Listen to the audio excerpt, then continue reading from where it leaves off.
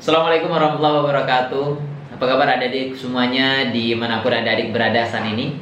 Mudah-mudahan tetap sehat dan tetap semangat, oke? Ya, adik-adik, Kawan mau tanya deh.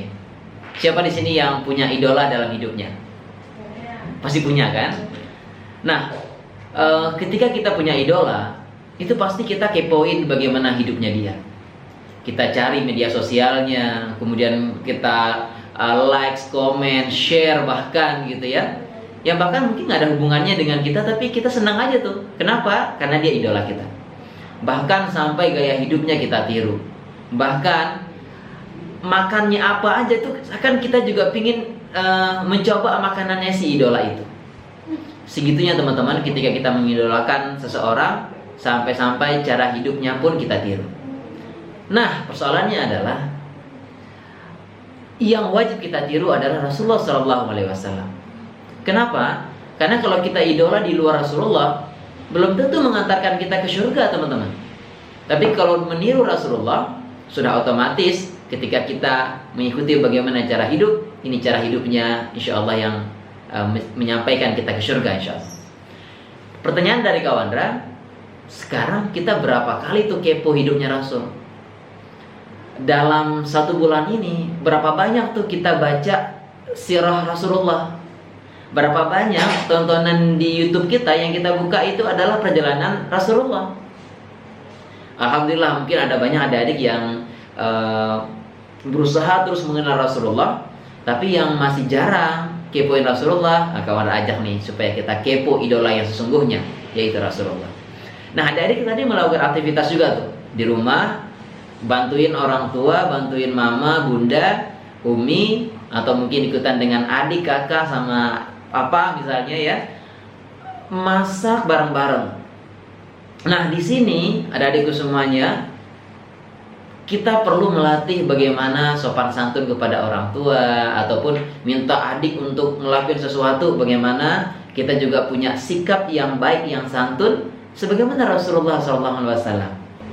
Paling tidak adikku semuanya, ketika kita berkomunikasi dengan siapapun, kita membiasakan 3 magic word, 3 kata ajaib yang membuat komunikasi ini menjadi lebih nyaman.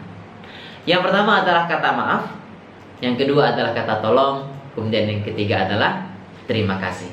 Misalnya adik-adik tadi bantu orang tua, ayah, ibu, mama, ataupun kakak gitu ya, minta tolong tuh misalnya ke kakak atau ke adik, atau bahkan ke orang tua misalnya. Keluarin kata yang pertama, "Ma, mohon maaf."